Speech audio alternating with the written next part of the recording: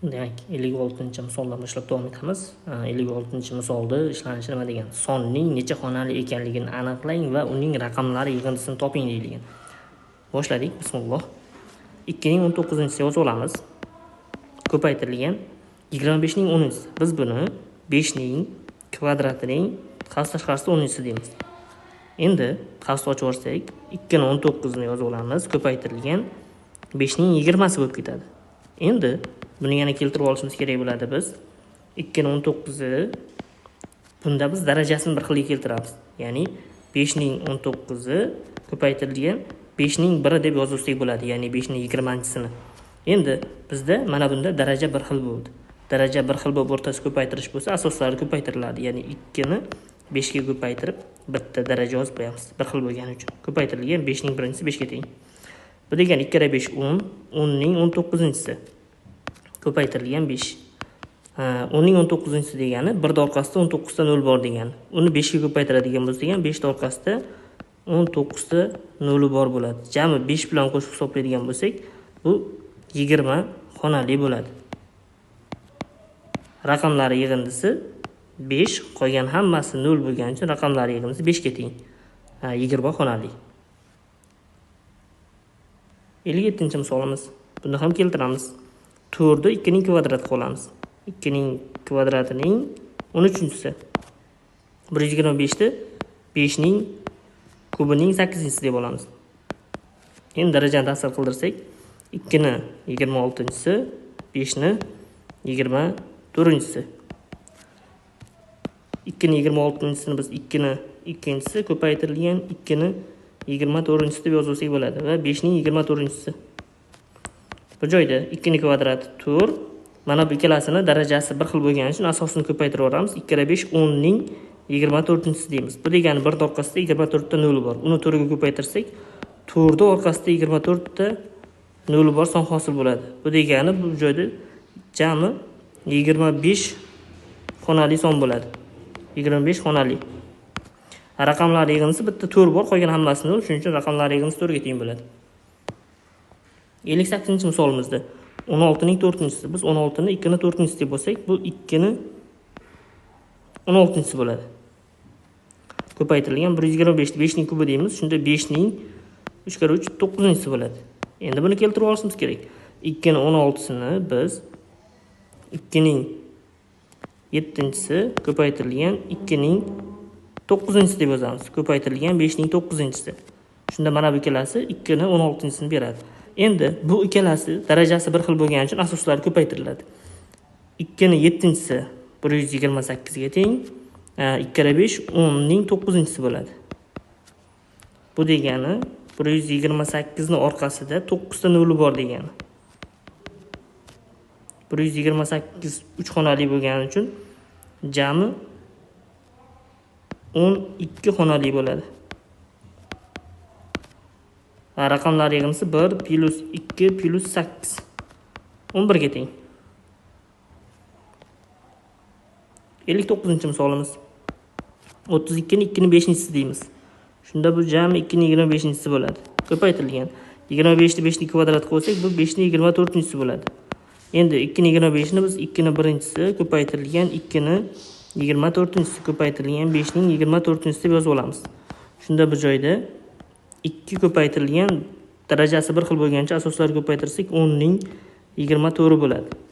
Bundan kelib chiqadiki, bizda 2 ning orqasida 24 ta 0 bor degani. 2 bilan jami 25 ta xonali bo'ladi. Raqamlar yig'indisi 2 ning o'zi.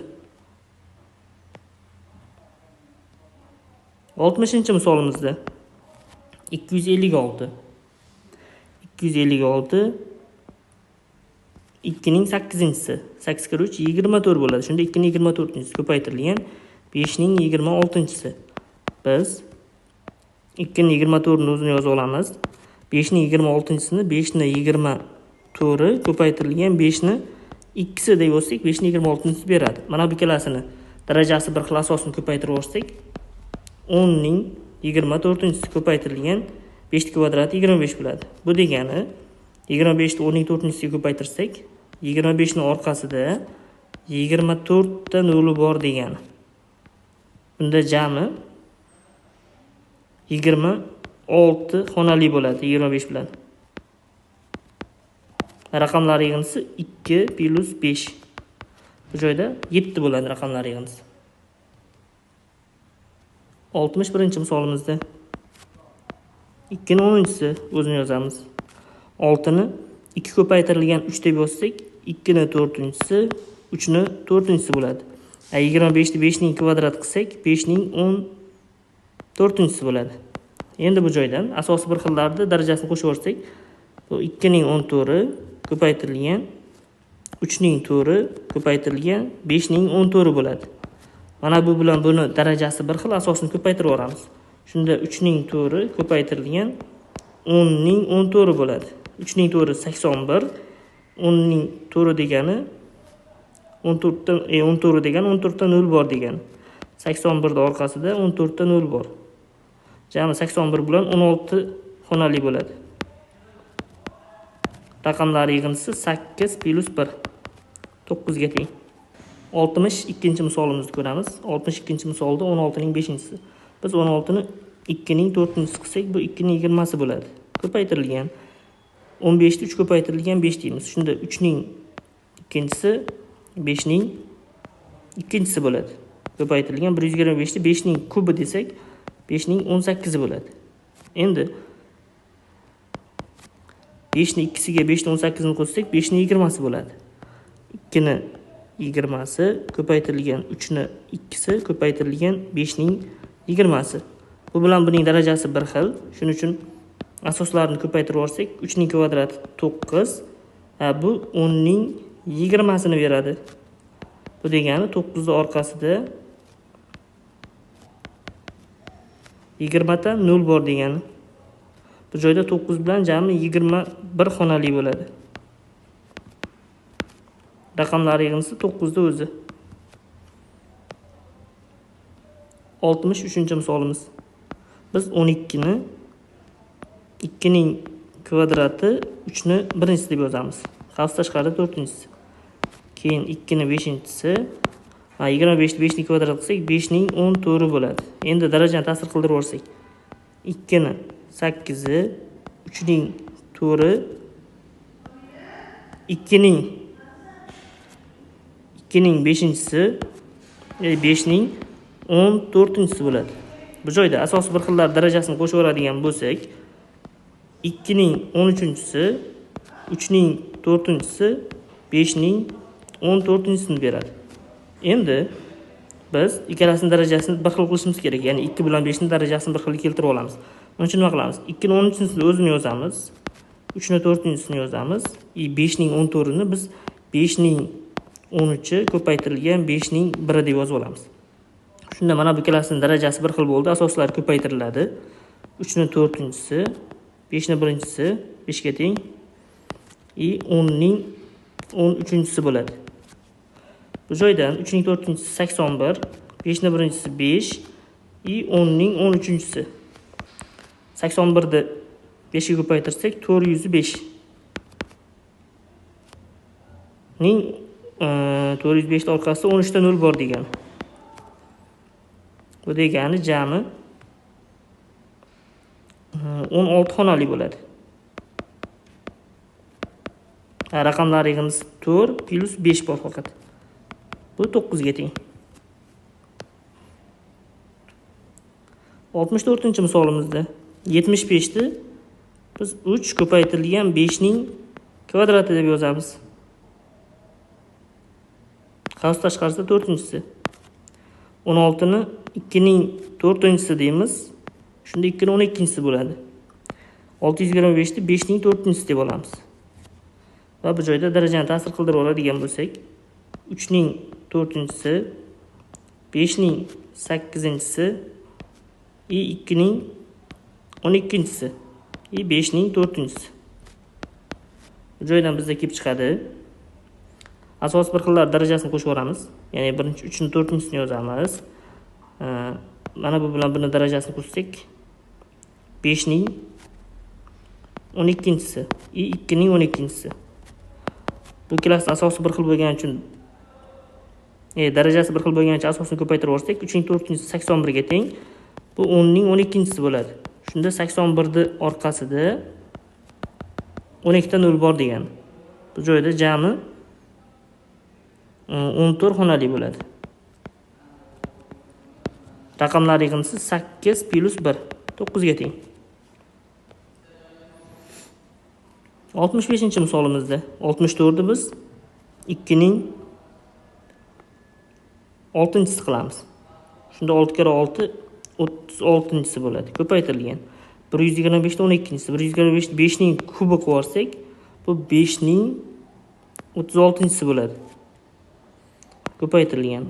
10 ning 200-si bor ekan o'zi.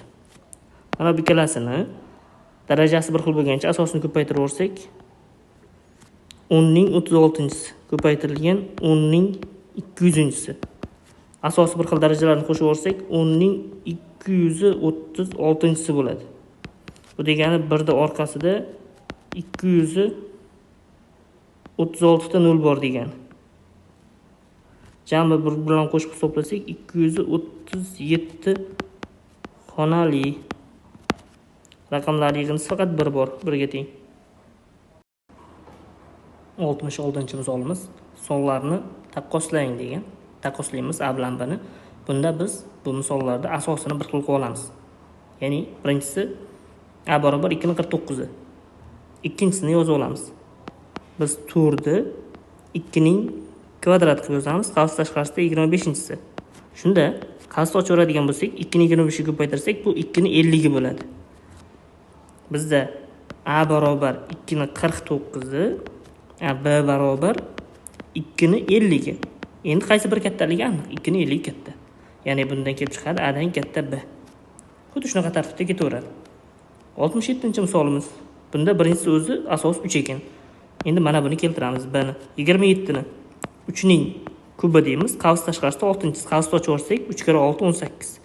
3 ning 18-si. Endi bizda A barobar 3 ning 17-si, B barobar 3 ning 18-i. Bizda 3 ning 18-i katta, ya'ni A dan katta B bo'ladi. 67-misolimizda. 68-misolga o'tamiz.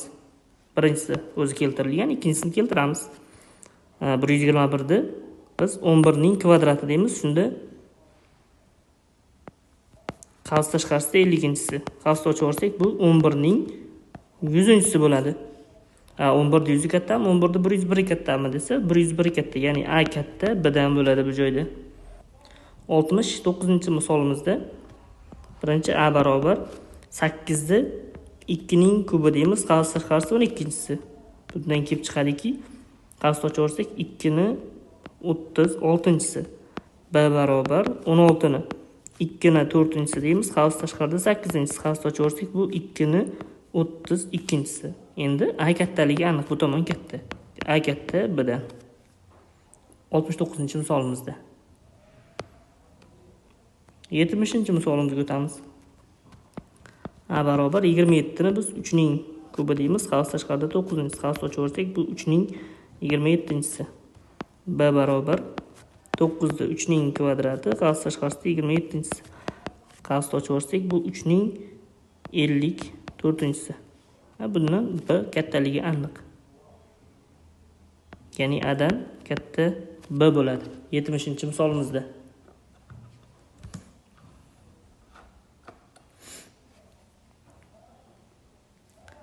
71-misolimizga o'tamiz.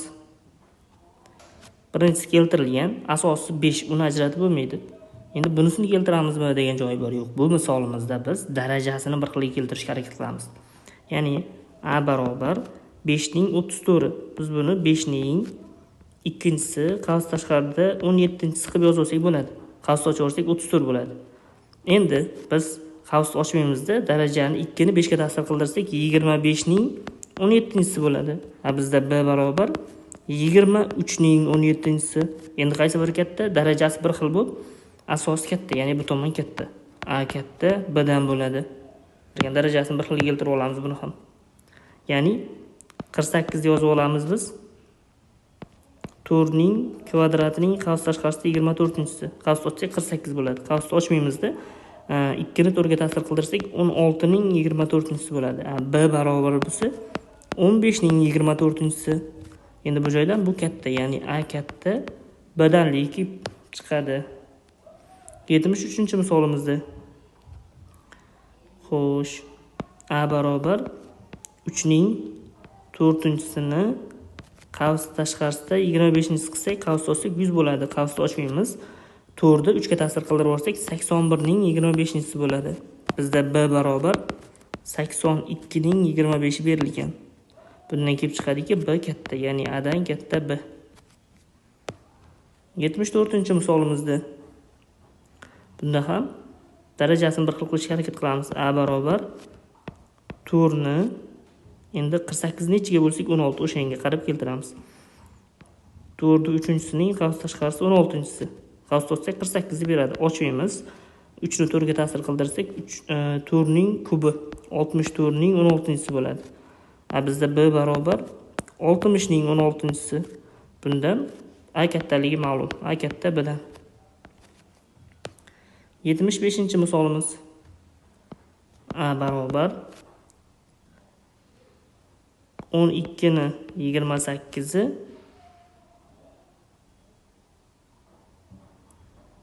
B barobar 4 ni 56si. Biz buni 4 ning kvadratining qavs tashqarisida 28-si deb yozib olamiz. Shunda qavsni ochmasdan kvadratni 4 ga ta'sir qildirsak 16 ning 28-si. Bizda B kattaligi aniq, A dan katta B. Bu 75-misolimizdi. 76-misolimiz. Sonlarni o'sish tartibida joylashtiring debdi. Asosini bir xil keltirib olamiz. Birinchisi o'zini yozamiz. 2 ning 24.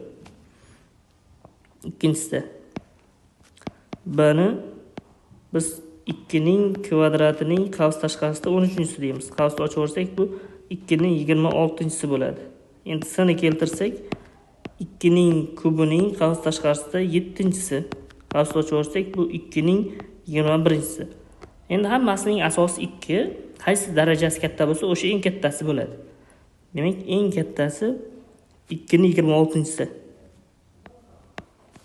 Undan kichikrog'i 2 ning 24-si. Undan kichkinasi 2 ning 21-si. Endi harf bo'yicha joylashtiradigan bo'lsak, eng kattasi B, undan keyingisi A, undan keyingisi S. O'sish tartibida joylashtirdik. Ya'ni bizda ko'rinib turibdiki, S dan katta A, A dan katta B. 77-misolimiz.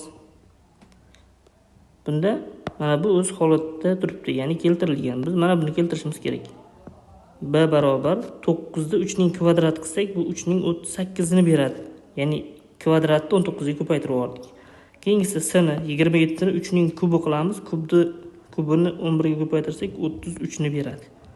Bu joyda A 2 ni 3 ni 36-si, B 3 ni 38-i, S 3 ni 33-i. O'sish tartibida yozamiz. Eng kichkinasi S, undan kattasi A, undan ham kattasi B. S dan katta A, A dan katta B. 78-misolimiz. Birinchisi keltirilgan, B ni keltiramiz. B barobar 16 ni 2 ning 4-si desak, 4 ni 11 ga ko'paytiramiz, 44 bo'ladi. Bu 2 ni 44. Endi S ni keltiramiz. 32, bu 2 ni 5-si. 5 ni 10 ga ko'paytirsak 50 bo'ladi. Endi bizda ko'rinib turibdiki, eng kichkinasi B.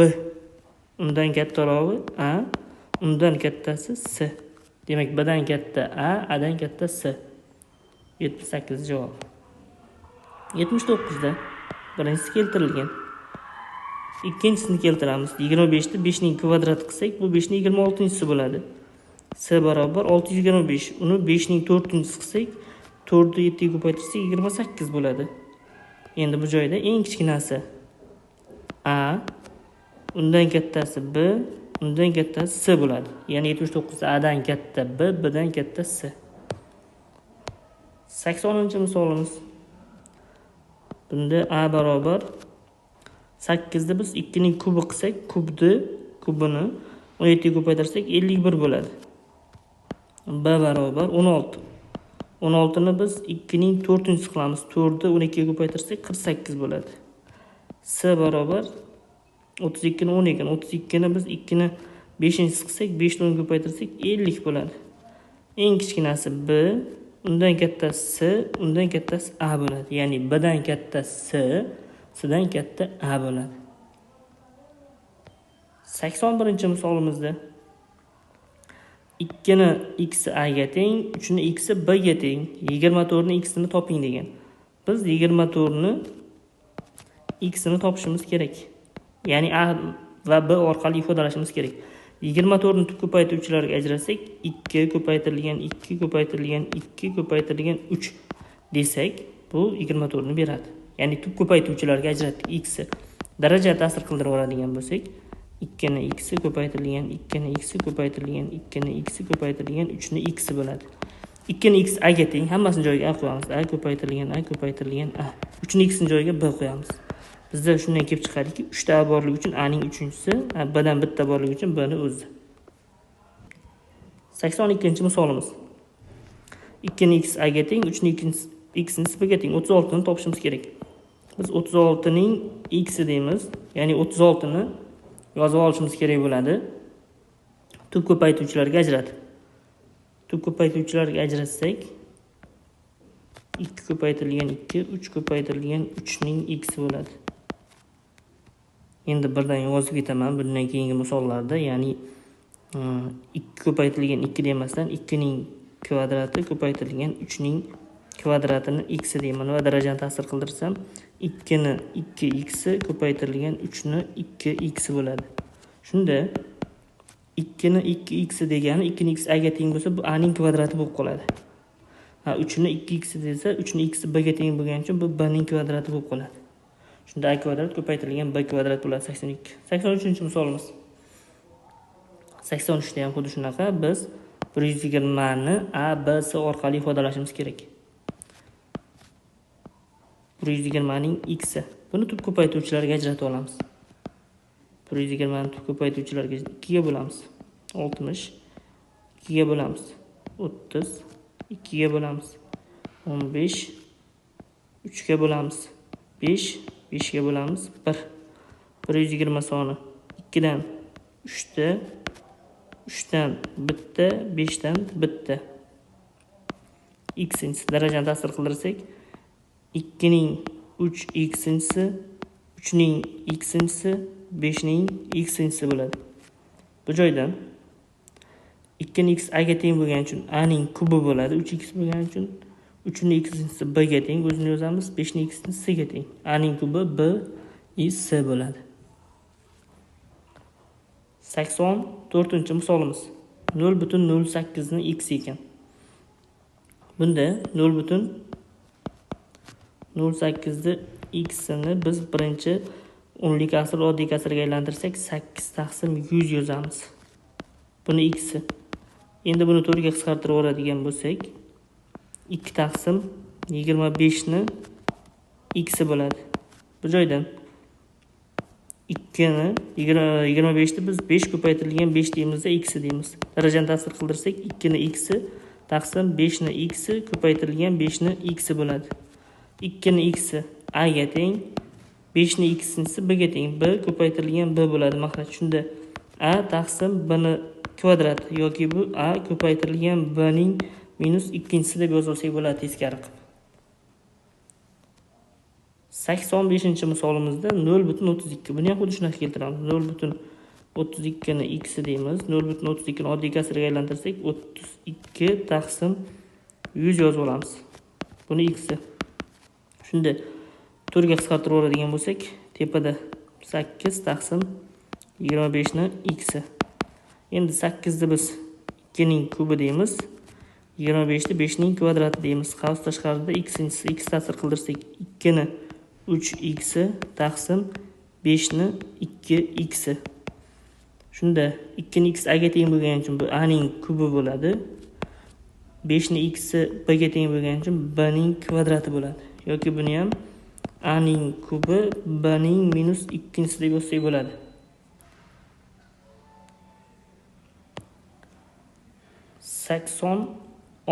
misolimiz. 2 ni x'i 7 ga teng. Biz 4 ning x minus 1 ni topishimiz kerak. 4 ning x minus 1-sini. Biz buni 4 ning x'i bo'lingan 4 ning 1-si deb yozamiz. Sababi asosi bir xil bo'lib, o'rtasi bo'lish bo'lsa darajalari ayriladi. Hozir mana shu ifodani darajasini ayirsak x minus 4, ya'ni mana bu ifodani o'zini beradi. O'shaning uchun buni o'rtasini mana bu joy minus bo'lgani uchun bo'lish qilib yozdim. Agar mana bu joy plus bo'ladigan bo'lsa, x minus 1 da o'rtasi x plus 1 bo'lsa ko'paytirish bo'ladi. Endi biz 4 ni x ni keltiramiz. 4 ni x ni biz 4 ni 2 ko'paytirilgan 2 ni x deb yozamiz. Bo'lingan 4 ni 1 4 ga teng. Daraja ta'sir qildirsan 2 ni x ko'paytirilgan 2 ni x bo'lingan 4. Endi 2 ni x 7 ga teng, demak 7 ko'paytirilgan 7 bo'lingan 4. 7 kere 7 49 bo'lingan 4 degan. Yoki 49 taqsim 4. Aralash kasrga aylantirsak, bu 4 dan 12 48 1 bo'ladi. 87-misolda 3 ni x 5 ga teng ekan, 9 ni x plus 1 ni so'ragan. Biz buni 9 ning x ko'paytirilgan 9 ning 1 deb yozamiz. Ya'ni asoslari bir xil bo'lib o'rtasi ko'paytirish bo'lsa, darajalari qo'shilib yana x plus 1 deb beradi. Endi 9 ni x ni biz 9 ni 3 ko'paytirilgan 3 ni x ko'paytirilgan 9 deymiz. 3 ni x darajani ta'sir qildirsak, 3 ni x ko'paytirilgan 3 ni x ko'paytirilgan 9. 3 ni x 5 ga teng, 5 ko'paytirilgan 5 ko'paytirilgan 9. Demak 5 kere 5 25, 25 9 ga ko'paytirsak 225 bo'ladi. 87 ni javobi. 88 ga o'tamiz. 2 ni x 3 ga teng ekan, mana bu ifodani topishimiz kerak. Demak 2 ni x plus 1-si plus 4 ni x. Biz keltirib olamiz birinchisini. 2 ni x ko'paytirilgan 2 ni 1 plus 4. Biz 2 ko'paytirilgan 2 ni x deb olamiz. Endi darajani ta'sir qildiramiz. Shunda birinchisi 2 ni x ko'paytirilgan 2 ni 1 plus 2 ni x ko'paytirilgan 2 ni x bo'ladi.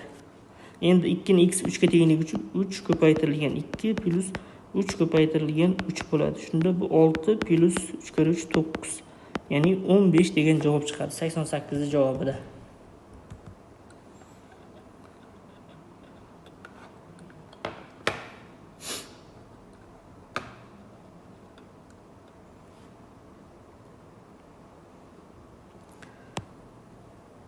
Sakson to'qqizinchi misolimizga o'tamiz. 3 ni x 4 ga teng ekan, mana bu ifodani topishimiz kerak. Demak, 3 ni x plus 2-si plus 9 ning x-si. Keltiramiz buni. 3 ni x ko'paytirilgan 3 ni x deb yozamiz. 9 da bo'lsa 3 ni x ko'paytirilgan 3 ni x deb yozib olamiz. Ya'ni 9 ni 3 ko'paytirilgan 3 deb birdan yozdim. Joyiga birdan 4 qo'yib ketamiz. 4 ko'paytirilgan 3 kvadrati 9 plus 4 ko'paytirilgan 4. Bu degani 36 plus 16. Buni qo'shaveradigan bo'lsak 52 bo'ladi 89 javob. 90-misolimiz 2 ni x 6 ga teng ekan, mana bu ifodani topamiz. 2 ni x minus 1-si plus 2 ni x-si. Darajani ta'sir qildirsak 2 ni x bo'lingan 2 ni 1 plus 2 ni x. 2 ni x 6 ga teng bo'lgani uchun 6 bo'lingan 2 plus 6. Bu degani 3 plus 6 yoki 9 degan javob bo'ladi. 90. 91-misolimizda 3 ni x 12 ga teng, mana bu ifodani topishimiz kerak.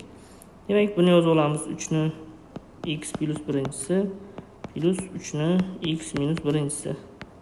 Buni yozsak 3 ni x ko'paytirilgan 3 ni 1 plus 3 ni x bo'lingan 3 ni 1 bo'ladi. Bu joyda 3 ni x 12 ga tengligi uchun 12 ko'paytirilgan 3 plus 12 bo'lingan 3. Bundan kelib chiqadiki 36 plus 92-misolimiz. 5 ni x a ga teng ekan, mana bu ifodani a orqali ifodalashimiz kerak. 25 ning x minus 1-si. 25 da biz 25 ni x bo'lingan 25 ni 1 deb olamiz. 25 ni 5 ko'paytirilgan 5 desak, shunda 5 ni x ko'paytirilgan 5 ni x bo'ladi. Bo'lingan 25. Endi bu joydan ko'rinib turibdi. 5 ni x a ga teng a ko'paytirilgan a bo'lingan 25. Bu degani a kvadrat taqsim 25 degani. 92-javob. 93-misolimiz 3 ning x b ga teng. Mana buni b orqali ifodalaymiz. 3 ning 2x plus 1. Bu joyda 3 ni 2x ko'paytirilgan 3 ni 1 deymiz. Bizda 3 ni x b ga tengligi uchun bu b kvadrat bo'ladi. Ko'paytirilgan 3. Bu degani 3b kvadrat bo'ladi javob. 93 ni javobi 3b kvadrat. 94-misolimizga o'tamiz. 2 ni x a ga teng. Mana buni a orqali ifodalaymiz. Yozib olamiz. 2 ni x plus birinchisi plus 2 ni x plus ikkinchisi barobar 2 ni x ko'paytirilgan 2 ni 1 plus 2 ni x ko'paytirilgan 2 ni x'i. Endi 2 ni x a ga teng bo'lgani uchun a ko'paytirilgan 2 plus a ko'paytirilgan 2 ni kvadrati 4. Shunda bu 2a plus 4a bo'ladi. Qo'shib oladigan bo'lsak bu 6a ni beradi. 94 6a degani. 95-misolimiz. Bizda mana bu ifoda berilgan, buni qiymatini toping degan. Undan avval 3 ni x plus birinchisi 2 ga tengligidan foydalanib 3 ni x ni topib olamiz. Buni biz 3 ni x ko'paytirilgan 3 ni 1 deb yozamiz teng 2 ga. Mana bu 3 ni birinchisini bu tomonga bo'lish qilib o'tkazsak 3 ni x teng bo'ladi 2 taqsim 3 ga. Endi 9 ning x plus ikkinchisini keltirib olamiz. Bu degani 9 ni x ko'paytirilgan 9 ning x degani. 9 ni x ni biz 3 ni x ko'paytirilgan 3 ni x deb yozamiz. Ya'ni 9 3 ko'paytirilgan 3 deb darajani ta'sir qildirdik. 9 ni kvadrati 81 bo'ladi. Endi 3 ni x ni joyiga 2 taqsim 3 ko'paytirilgan 2 taqsim 3 qo'yamiz. Ko'paytirilgan 81. 3 kira 3 9 bo'ladi. 81 bilan mana bu 9 ni qisqartirsak tepada 9 qoladi. 2 kira 2 4 ko'paytirilgan 9. 36 degan javob bo'ladi 95-javobi. 96-misolimiz 2 ni x plus 1 5 ga teng ekan. Mana bu ifodaning qiymatini hisoblang degan. Birinchi 2 ni x plus birinchisi 5 ga tengligidan 2 ni x ni topib olamiz. Buni 2 ni x ko'paytirilgan 2 ni 1 teng 5 ga deymiz. 2 ni bo'lish qilib o'tkazsak 2 ni x teng bo'ladi 5 taqsim 2 ga. Endi birinchisini yozamiz. 2 ni x plus 2 ni x plus 1 plus oxirgisi 2 ni x ko'paytirilgan 2 ni x deb yozib olaman. Qolganini o'z holatida yozdim, faqat oxiridagini keltirdim. Sababi bizda 2 ni x aniq nimaga tengligi bor. 2 ni x 5 taqsim 2 ga teng plus 2 ni x plus birinchisi. Mana bu joyda bor tepada 5 ga teng. Plus 2 ni x'inchisi 5 taqsim 2 ga teng.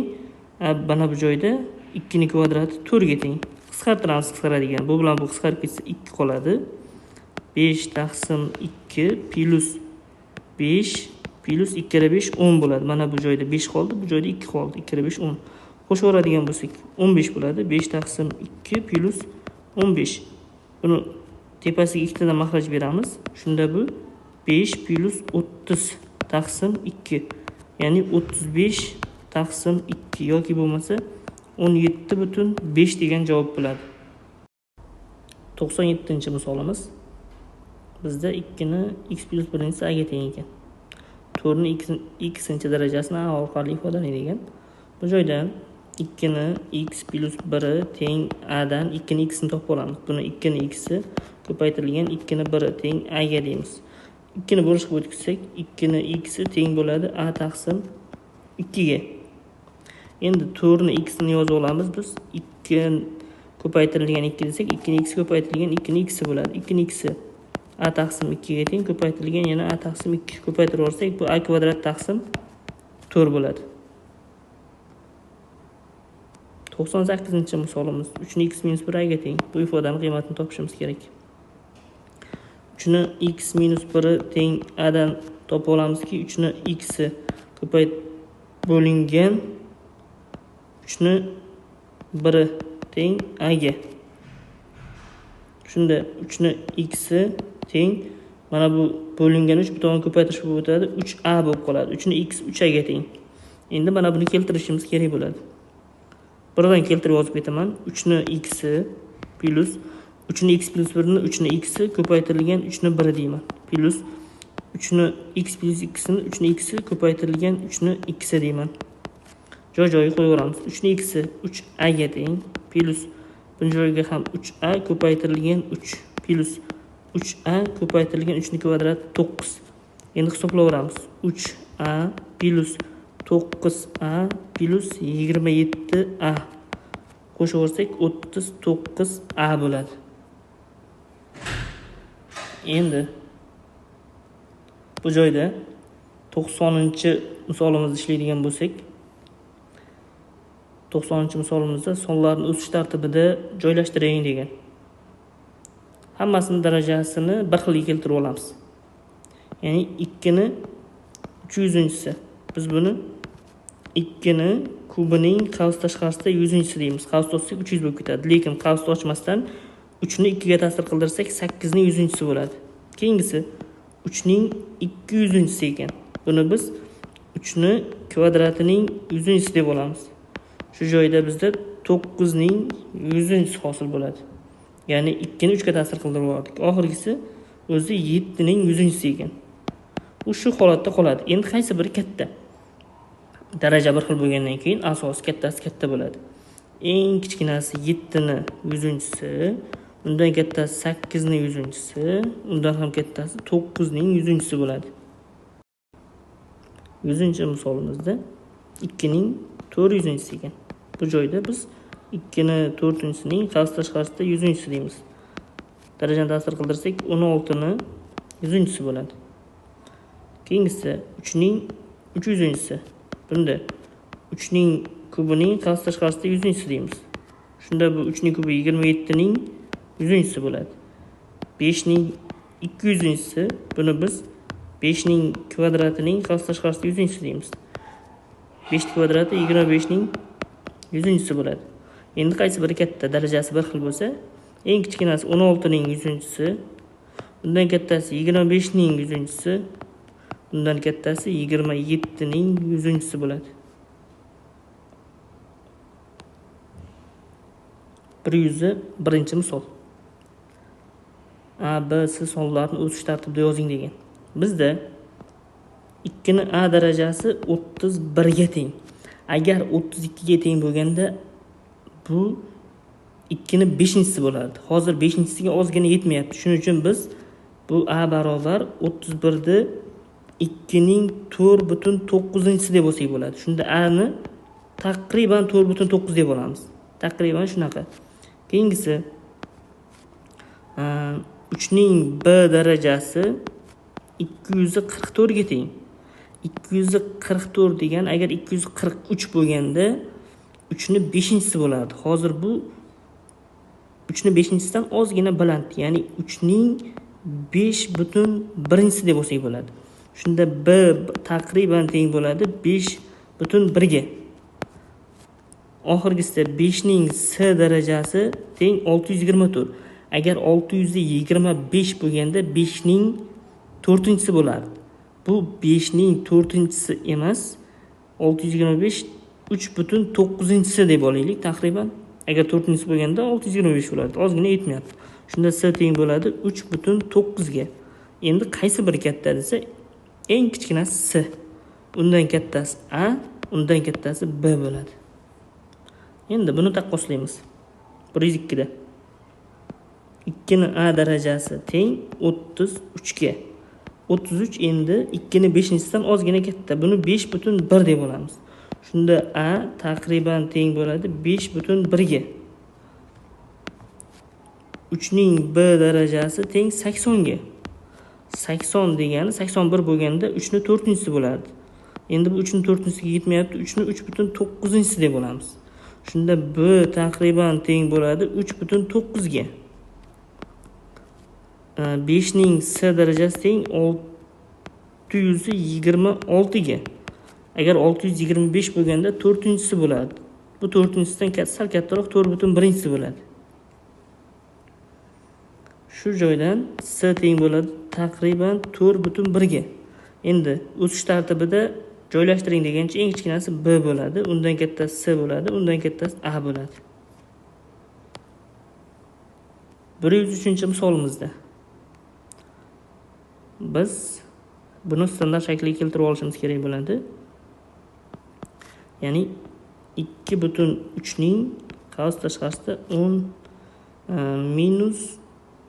10 darajasi minus 4-si plus. Endi buni standart shaklga keltirsak 2 ko'paytirilgan 10 darajasi minus 4 bo'ladi. Bu ikkalasini qo'shib yuborsak, ya'ni 10 darajasi minus 4 qasos tashqarisiga chiqarib yuboramiz. Qasos ichida qoladi 2.3 plus 2 qasos tashqarisida 10 darajasi minus 4. Qo'shib yuborsak, bu 4.3 ko'paytirilgan 10 darajasi minus 4 degan javob bo'ladi. Demak, bunda standart shaklga keltirish uchun biz mana 1.25 da 0.125 10 darajasi minus 3 deb yozamiz. Plus 1.1 10 darajasi minus 3 bo'ladi. Endi 10 darajasi minus 3 chiqarib olsak, qaosida 0.125 plus 1.1 qaos tashqarisida 10 darajasi minus 3 bo'ladi. Endi bundan ko'rinib turibdi, qaos ichini qo'shib olsak 1.225 10 darajasi minus 3 degan javob bo'ladi. 105-misolimiz.